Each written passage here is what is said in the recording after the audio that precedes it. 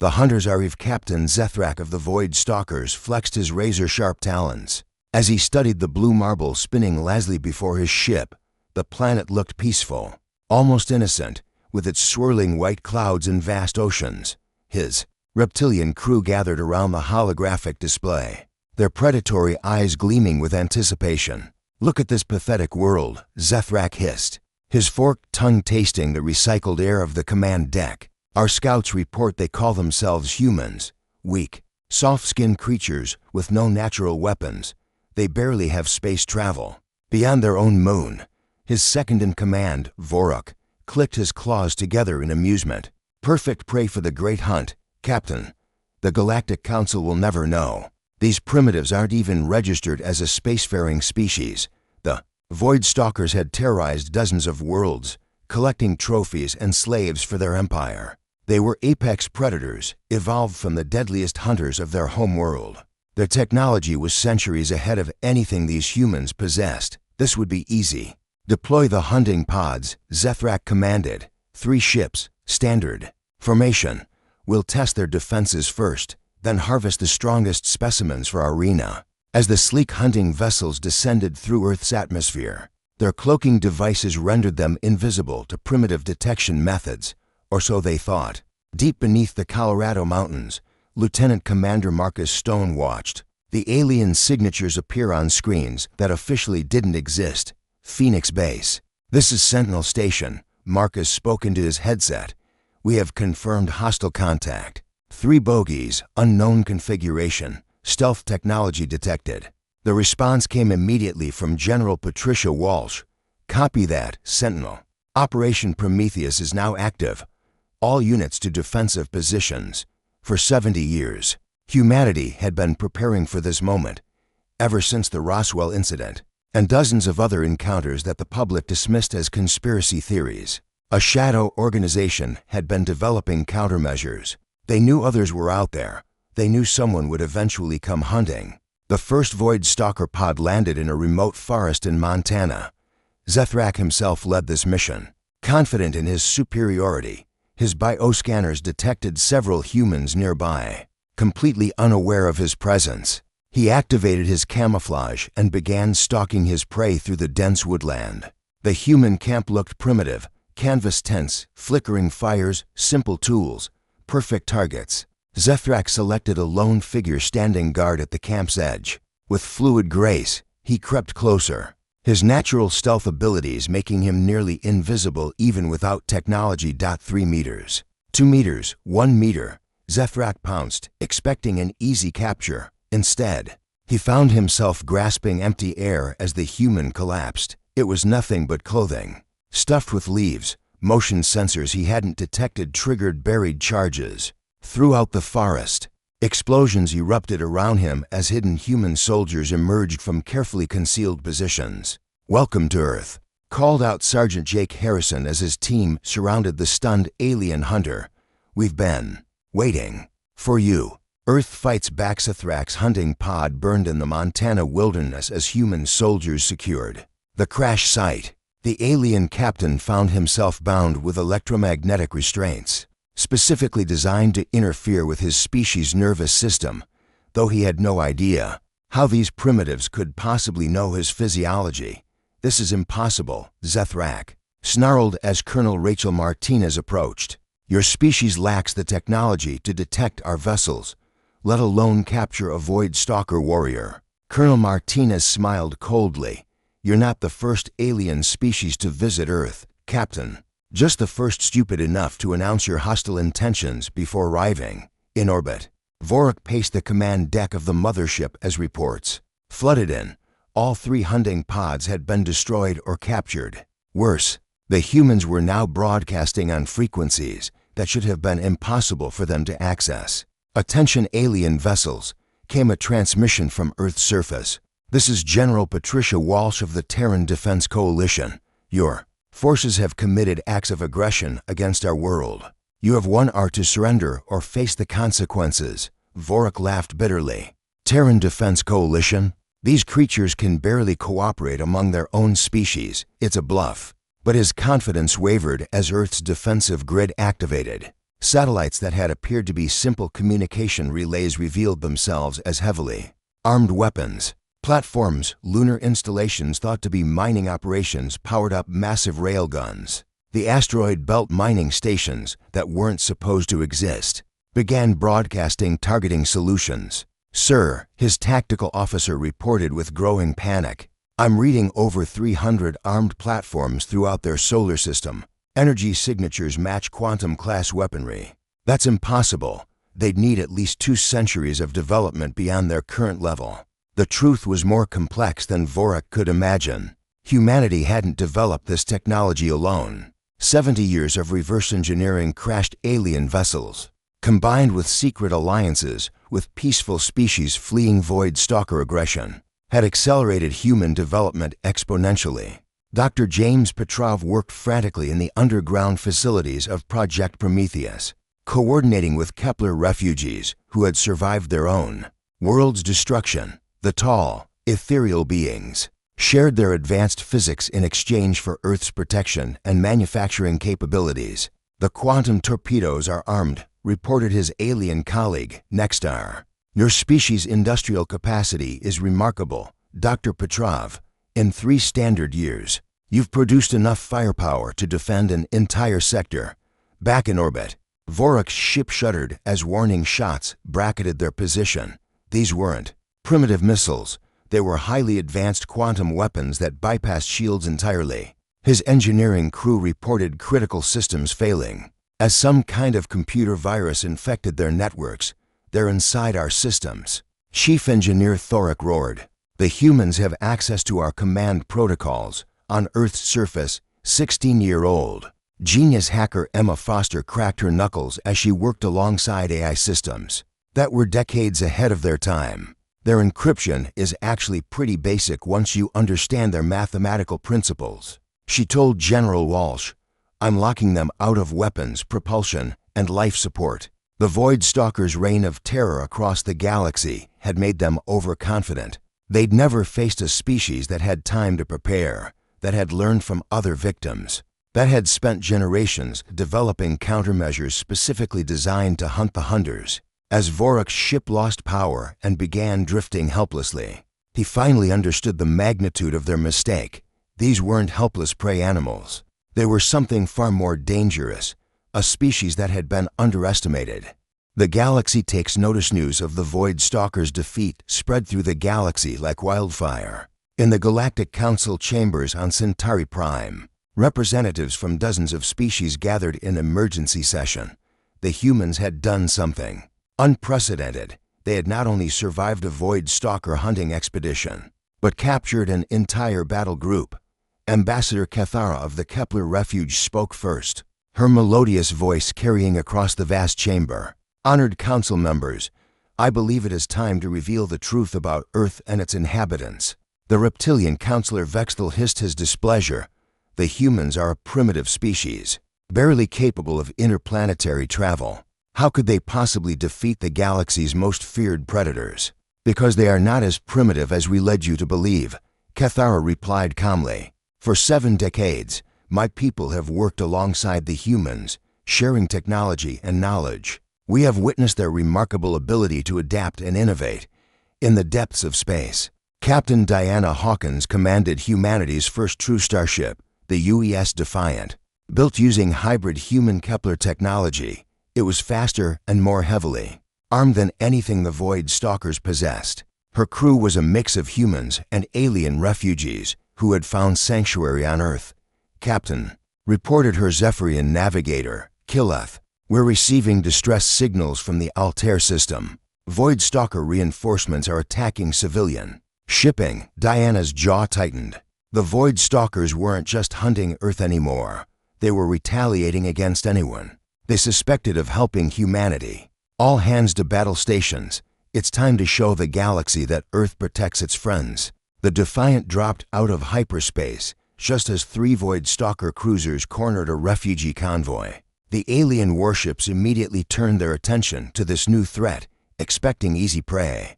Instead, they faced weapons technology they'd never encountered: quantum torpedoes that phased through their shields, ion cannons that disabled their systems, and most terrifying of all, human tactical brilliance.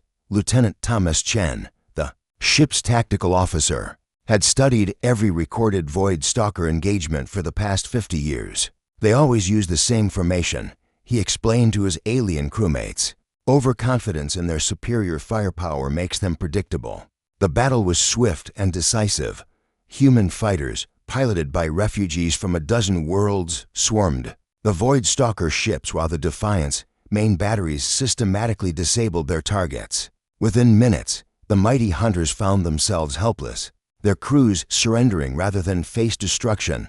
Back on Earth, President Michael Torres addressed the United Nations. In a historic emergency session, representatives from every nation sat alongside holographic projections of alien ambassadors, witnessing humanity's formal entry into galactic politics. My fellow humans and honored alien guests, Torres began. Today we face a choice that will define our species' future.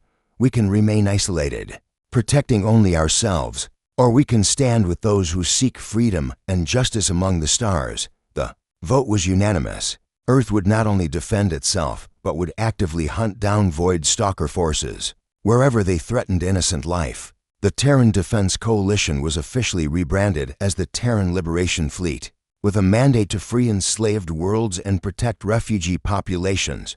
Within months, human ships appeared in systems across the galaxy, always where Void Stalker. Raids were planned. Their intelligence network, built through decades of careful preparation, seemed to know the hunters' moves before they made them. More importantly, humans brought something new to galactic warfare. They didn't just fight to win. They fought to protect others. The galaxy was witnessing the birth of something unprecedented, a species that had been forged by conflict into the perfect predator hunters. The hunters become the hunted 6 months after the first Void Stalker defeat. Admiral Jessica Reynolds stood on the bridge of the UES Retribution, humanity's newest dreadnought. Her fleet of 30 ships had just liberated the mining world of Zirion 7, freeing over 10,000 enslaved workers from 12 different species. Admiral, reported Captain Robert Kim from the surface, the Void Stalker garrison has been neutralized. No human casualties, minimal damage to the mining facilities. The freed workers are requesting to join our fleet. This had become the pattern across the galaxy. Everywhere humans fought the Void Stalkers, liberated populations chose to stand with Earth rather than return to their homeworlds. Humanity's ranks swelled with grateful allies, who brought their own skills and knowledge to the growing coalition. On the bridge of his flagship, Void Stalker Supreme Commander Gareth pounded his clawed fist against the tactical display. Once, his species had been the undisputed apex predators of known space. Now, they were the ones being hunted, their bases destroyed, their slave operations liberated, their hunting fleets scattered. How many ships have we lost this cycle? He demanded of his intelligence officer. 47 vessels, Supreme Commander. The humans seem to know our operational plans before we finalize them. Their intelligence network is more extensive than anything we've encountered. The truth was that humanity's greatest weapon wasn't their technology or their ships. It was their philosophy. Every species the Void Stalkers had ever terrorized had suffered alone, isolated and afraid. Humans had done something revolutionary. They had built a true alliance based on mutual protection and shared purpose. On the forest world of Veldon, Ranger Captain Steve Matthews worked alongside Arborean tree dwellers to establish hidden supply depots for the human fleet. The plant-like beings had been among the Void Stalkers' favorite targets, valued for their longevity and unique biological properties. Your people fight differently than others, observed Elder Galthan, his bark-like skin gleaming in the filtered sunlight. Most species war for conquest or resources. You fight for others you've never met. Steve nodded, checking his equipment. That's what makes us human, Elder. We don't abandon our friends. And we don't let bullies hurt people we can protect. This philosophy had transformed the galactic balance of power. The Void Stalkers found themselves facing not just human technology, but coordinated resistance from dozens of species who had learned to work together. Under human leadership, their hunting expeditions became desperate raids. Their territorial holdings shrank daily. and their reputation for invincibility crumbled in the depths of space. A final confrontation was brewing. Intelligence reports indicated that the Void Stalkers were gathering their remaining forces for a massive assault on Earth itself. They believed that if they could destroy humanity's homeworld, their scattered coalition would collapse. They were about to learn their final lesson about human nature. Dr. Angela Foster, Emma's older sister, worked in the orbital laboratories above Earth, perfecting the weapons that would defend their world.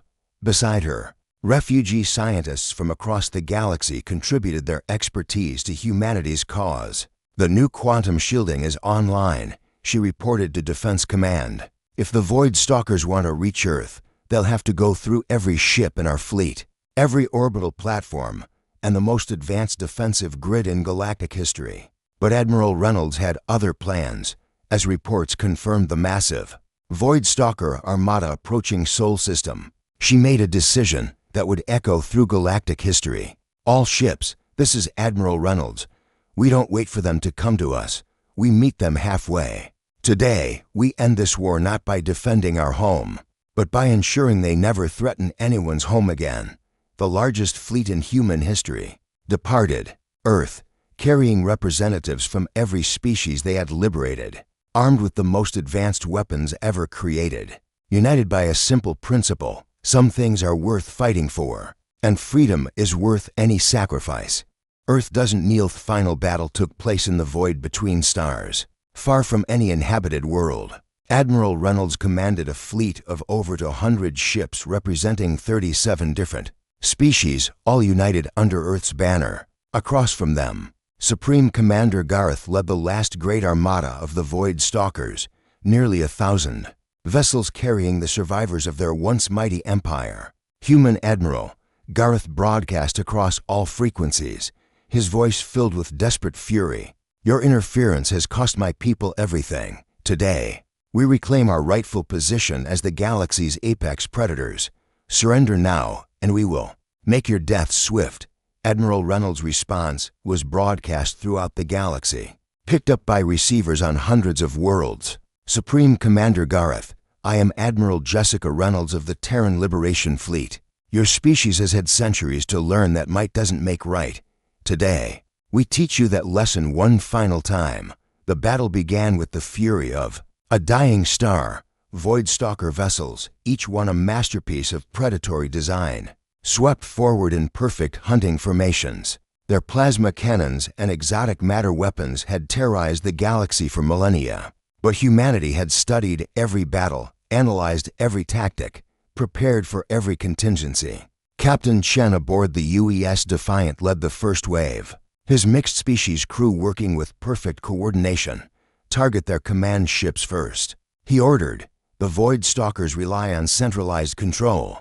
Cut off the head, and the body dies. Human fighters, piloted by former slaves who had learned to fly in Earth's academies, swarmed between the massive capital ships. They used tactics no military academy had ever taught. Street fighting principles adapted for space combat, guerrilla warfare elevated to an art form. Lieutenant Maria Santos, commanding a squadron of rescued Kepler pilots, spoke for her entire generation of former victims.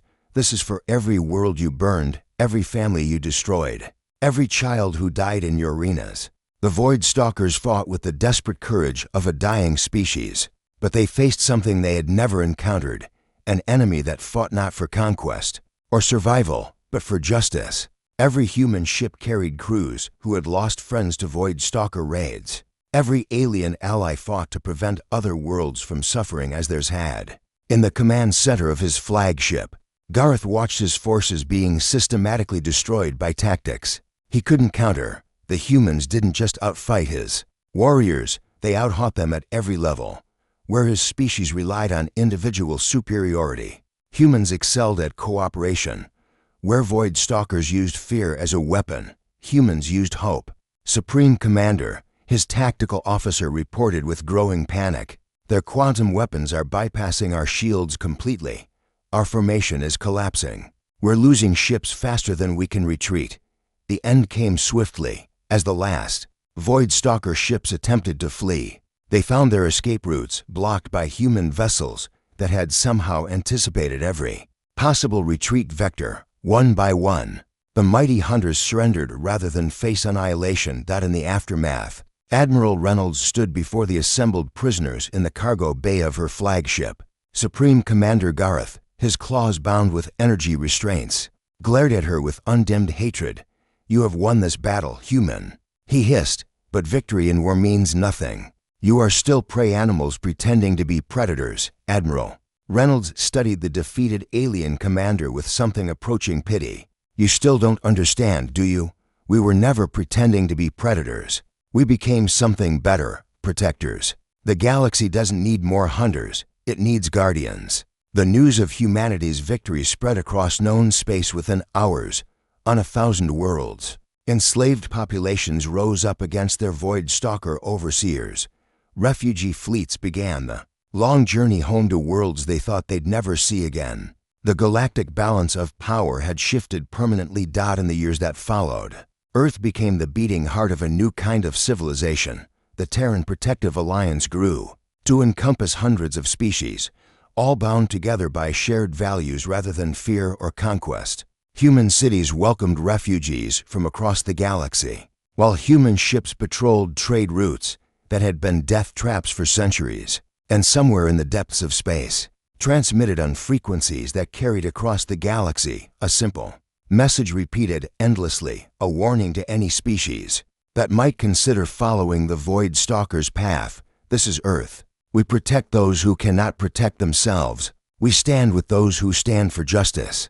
And to any who would prey upon the innocent, remember this day. Remember that some species refuse to kneel, and Earth never forgets its friends." The age of the hunters was over. The age of the guardians had begun.